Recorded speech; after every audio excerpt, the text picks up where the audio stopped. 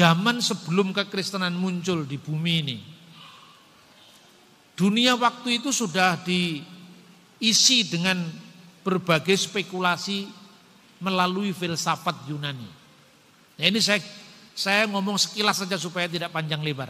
Karena ini terkait dengan ketuhanan Yesus yang katanya mengambil alih filsafat Yunani, ketuhanan Yesus yang katanya pagan. Rata-rata orang yang mau begitu juga nggak ngerti filsafat, nggak ngerti teologi, nggak ngerti sejarah lagi.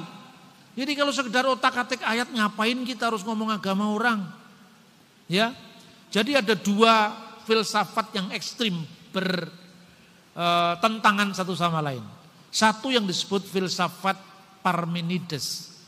Filsafat ini mengajarkan bahwa realitas atau keberadaan ini sifatnya tunggal, tidak terbagi, tidak berubah. Segala sesuatu itu tetap tidak berubah. Hanya misalnya kalau satu panah sekarang di sini, pada waktu detik kesekian dia ada di sini, pada waktu ini dia melesat di sana. Panahnya ini tetap sama, hanya waktu yang membuat dia berada di tempat yang berbeda. Nah itu, yang begini nih, memang kalau kita tidak ngerti pun juga nggak apa-apa. Tapi paling tidak jangan awam. Musuhnya dari filsafat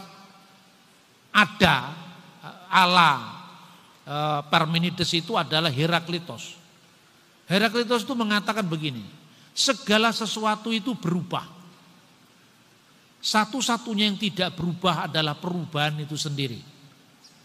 Jadi semuanya itu berubah.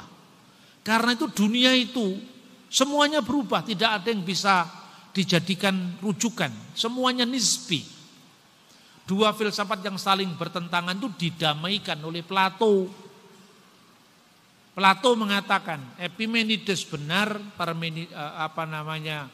Parmenides benar, Heraklitos juga benar. Yang dikatakan realitas atau keberadaan itu tidak berubah, tetap itu di alam ide. Alam ide itu tidak tersentuh oleh indera kita. Lah, Parmenides segala sesuatu tetap itu di sana. Sebaliknya, Heraklitos segala sesuatu berubah itu di dunia yang kita huni sekarang ini loh. Segala sesuatu berubah, nisbi, tidak ada yang bisa dibela mati-matian, tidak ada yang bisa pegang mati-matian, semuanya akan lewat dan berubah. Lalu Plato mencontohkan, ada orang yang terpenjara di gua, tapi kepalanya ada di mulut gua. Ketika ada sapi lewat di situ misalnya, dia menyangka bayangan sapi itu adalah sapi, padahal itu hanya bayangan. Ketika ada pohon diterpa matahari, dia nganggap bahwa bayangan pohon itu adalah realitas, padahal cuma bayangan. Ketika dia keluar dari penjara, dia tahu, oh semua itu hanya bayang-bayang. Dunia ini relatif karena dia menjadi bayang-bayang dari dunia ide yang akan datang. Itu basicnya seperti itu kira-kira.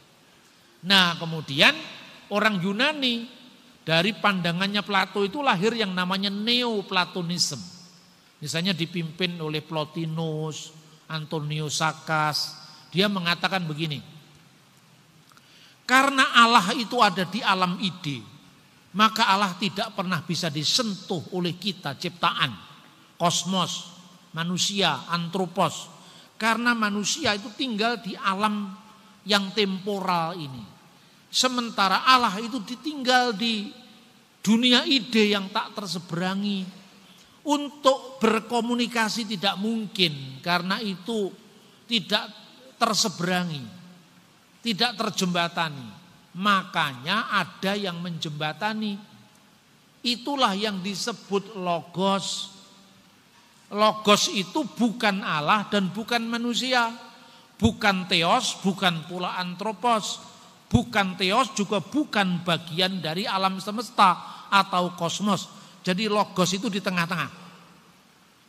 Nah melalui logos inilah dijembatani antara yang sebelumnya tak terjembatani, antara Allah dengan manusia. Nah seperti itu. Nah kemudian ketika Alkitab diterjemahkan ke dalam bahasa Yunani, di Alexandria namanya Septuaginta. Bahasa Ibrani untuk davar Elohim, firman Allah, itu diterjemahkan dengan logos tuteo. Tapi logosnya Septuaginta ini tidak sama dengan logosnya filsafat Yunani tadi. Nah, pergulatan terus dilakukan ketika orang, ini sebelum zaman Kristen semua yang saya ceritakan ini. Yesus belum turun ke dunia ini zaman sebelum Kristen, kira-kira abad ketiga sebelum Masehi. Lalu muncul seorang filosof Yahudi dari Alexandria namanya Philo. Philo itu mengatakan logos itu begitu pentingnya karena menjadi jembatan antara manusia yang penuh dosa, manusia yang penuh kekurangan ini dengan Tuhan yang maha sempurna. Maka orang berdosa tidak mungkin mengalami kesempurnaan tanpa logos. Begitu pentingnya logos ini, maka logos disebut deuterotheos, Allah kedua. Lah ini berarti kan apa? Menyimpang dari ajaran kitab suci, karena Alkitab tidak pernah mengatakan Allah itu ada dua, Allah itu hanya satu. Makanya kemudian ketika menghadapi kelompok gnostik yang mengatakan Yesus tidak pernah benar-benar jadi manusia, Yohanes justru mengajarkan en arki in ologos, bahasa aslinya ke ologos in proston theon ke theos in ologos. Pada mulanya adalah firman, dan firman itu bersama-sama dengan Allah, dan firman itu adalah Allah. Jelas logos itu Allah sendiri, bukan Allah kedua, karena Allah itu hanya satu. Shema Yisrael Adonai Elohenu Adonai Echad. Dengarkanlah wahai Israel, Tuhan Allah kita, Tuhan itu esa. Lalu logos itulah yang menciptakan alam semesta. Tapi ini bukan logos yang terpisah dari Allah. Ini logosnya Allah. Firman ini firmannya Allah. Maka firman itu harus sepenuhnya Allah. Lalu firman yang sepenuhnya Allah yang menciptakan segala sesuatu, maka ayat 3 dalam Yohanes pasal 1, segala sesuatu dijadikan oleh Dia. Dia di sini Yesus sebagai firman, sebagai logos, dan tanpa Dia, tanpa firman-Nya Allah, tidak ada sesuatu pun yang telah jadi dari segala yang telah dijadikan. Lalu ayat 14, dan firman itu dan logos itu telah menjadi manusia. Nah, sekarang pertanyaan, mana ajaran Yunaninya yang dituduhkan orang-orang polemikus muslim itu? Katanya Kristen jiplak filsafat Yunani. Kalian yang tidak tahu filsafat jangan ngomong filsafat. Mana ada dalam ajaran filsafat Yunani logos itu sepenuhnya Allah? Tidak, logos itu dalam filsafat Yunani adalah intermediary being, entitas yang bukan Allah juga bukan manusia. Injil Yohanes beda. Firman itu adalah Allah, sehingga tidak ada dua Allah, cuma ada satu Allah. Dan firman itu telah menjadi manusia dan diam di antara kita, dan kita telah melihat kemuliaannya, yaitu kemuliaan yang diberikan kepadanya sebagai anak tunggal Bapa, penuh kasih karunia dan kebenaran. Mana miripnya dengan filsafat Yunani? Istilahnya sama, tapi pemikirannya justru membabat habis filsafat neoplatonisme. Nah, makanya saudara-saudara, saya melihat dari dua sisi. Teologinya ya kita pahami, tapi akar kata yang mengkomunikasikan gagasan Kristen kepada dunia saat itu juga harus dipahami. Nah, itulah ajaran sesat di awal sejarah gereja. Saya runut lagi. Marcion ini lebih kurang ajar lagi dari pendahulunya, Korintus. Dia mengobrak-abrik kanon perjanjian baru. Makanya gereja nanti melakukan kanonisasi. Apa yang dia lakukan? Jadi kalau Yesus tidak benar-benar jadi manusia, ya mau-maunya dialah, dia datang kapan aja dia mau, dia pergi kapan aja dia mau. Kau datang dan pergi sesuka hatimu. Itu ajaran gnostik itu. Guyon itu. Supaya Anda selalu ingat apa yang saya sampaikan. Ya kan? Belajar teologi itu tidak mudah. maka perlu dijembatani dengan komunikasi yang agak-agak lucu begitu supaya Anda ingat, oh itu yang dimaksudkan gnostik itu lagunya Diana Nasution misalnya gitu loh. Jadi kapan dia mau dia datang, kapan dia pergi dia datang. Dia tidak benar-benar jadi manusia. Karena tidak benar-benar jadi manusia, mungkinkah bayangan, mungkinkah entitas bayangan punya silsilah? Padahal Matius diawali dengan inilah silsilah Yesus Kristus anak Daud anak Abraham. Jelas silsilahnya, jelas siapa nenek moyangnya. Injil Matius buang. Injil Markus diawali dengan apa? Diawali dengan baptisan Yesus di Yordan. Roh tidak bisa dibaptis karena dalam ajaran yang paling awal tadi, dia hanya tampaknya muncul pada saat Yesus dibaptis, tapi kemudian pergi lagi, kan gitu kan? Makanya tidak mungkin Markus diterima, Markus dibuang sama Marcion. Yohanes apalagi, karena Yohaneslah yang menghadapi ajaran gnostik sebelumnya, dibuang karena ada penegasan firman itu Allah dan firman itu menjadi manusia, dibuang. Kemudian tinggal Injil Lukas. Injil Lukas dibaca pasal pertama, ada berita kelahiran Yesus kepada perawan Maria. Pasal kedua ada sunatnya Yesus, ada kelahirannya diberitakan oleh para gembala.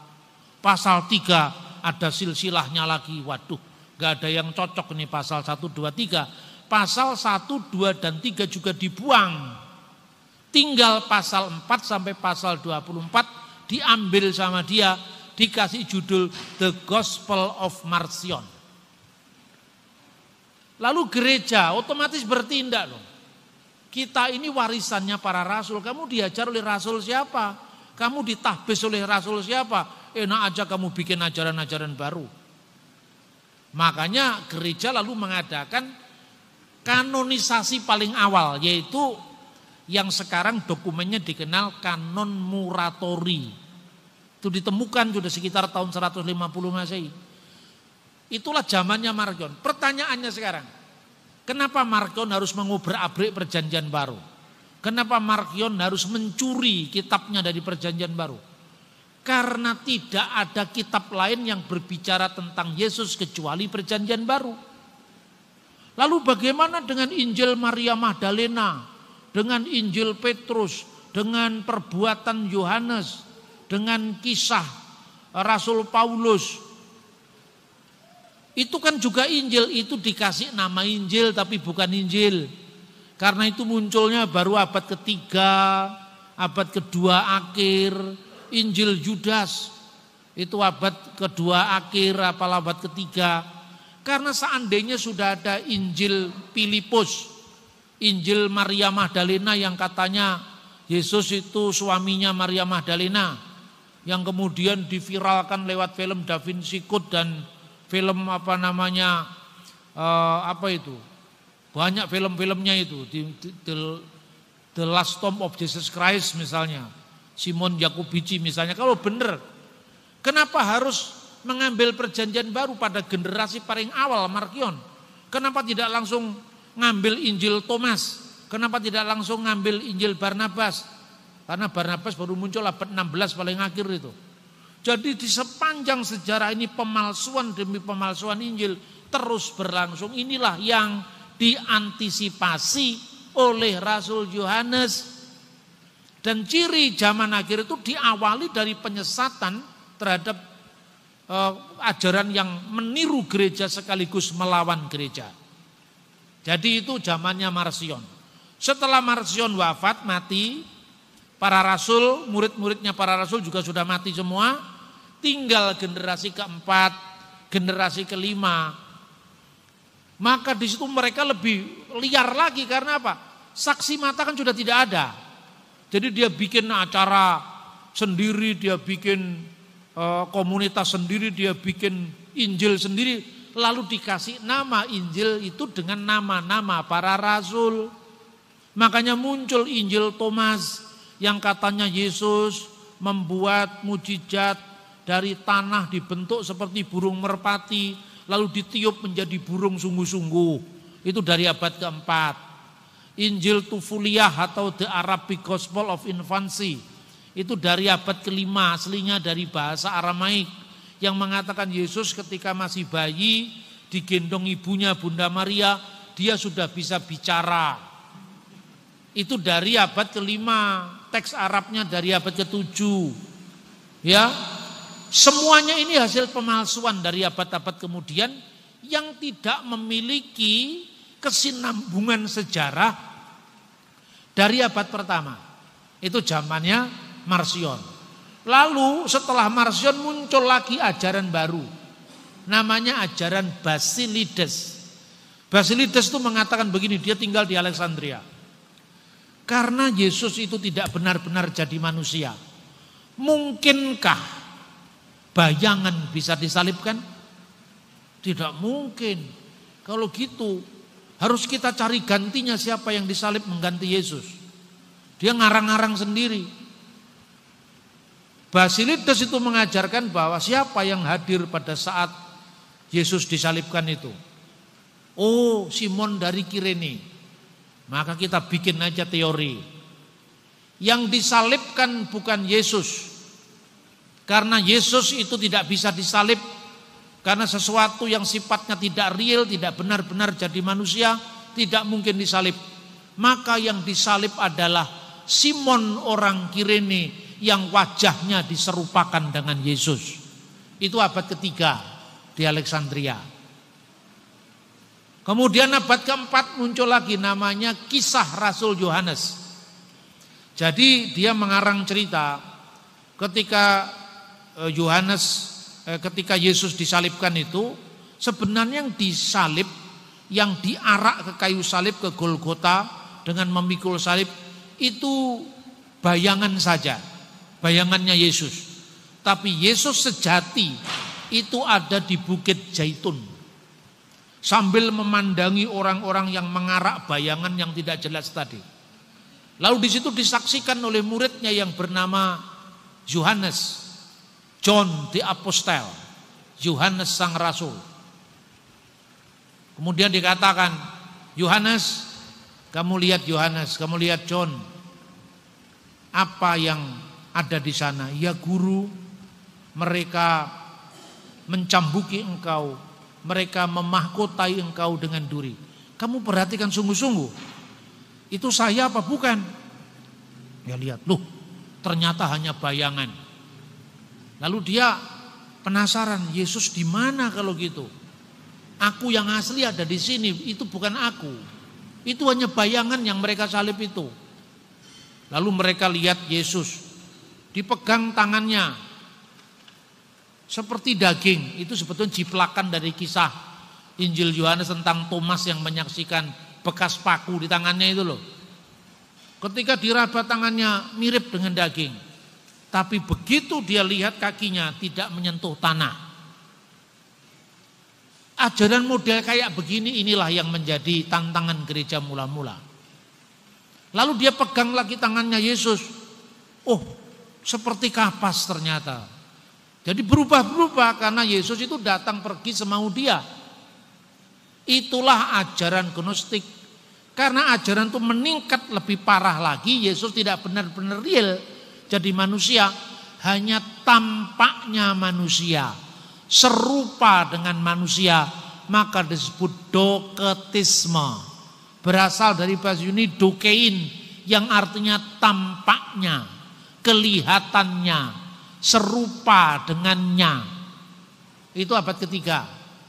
Abad keempat mulai muncul lagi seorang presbiter, seorang pendeta namanya Arius. Arius ini juga tidak bebas sama sekali dari filsafat Yunani ini. Dia mengatakan anak Allah itu lebih rendah dari Bapa. Kenapa dia mengatakan begitu? Karena dalam pandangan filsafat Yunani ya, tidak ada creatio ex nihilo, tidak ada penciptaan dari tidak ada menjadi ada, tapi alam semesta ini mengalir dari yang maha ada. Jadi alam dengan Tuhan itu sehakikat. Seperti apa itu? Seperti laba-laba dengan rumahnya. Rumah laba-laba itu dibuat kan dari ingusnya laba-laba itu. Jadi sehakikat itulah teori yang namanya emanasi, pengaliran. Jadi segala sesuatu itu mengalir dari Tuhan, entitas awal ini. Lah, yang mengalir dari aliran pertama ini tentu lebih rendah daripada sumber alirannya. Aliran yang ketiga mengalir dari aliran kedua, lebih rendah lagi. Makanya ada jenjang-jenjang ketuhanan. Lalu si Arius mengaburkan antara kemanusiaan Yesus yang kelihatan dengan firman Allah yang tidak berjenjang dengan Allah. Lalu dia katakan tidak masuk akal. Masa Yesus tidak lebih rendah dari Sang Bapa? Bukankah Yesus sendiri mengatakan di Injil Yohanes, Bapa itu lebih besar daripada aku. Padahal Yesus bicara seperti itu. Itu kan dalam misinya ketika dia menjadi manusia. Bapa lebih besar daripada dirinya.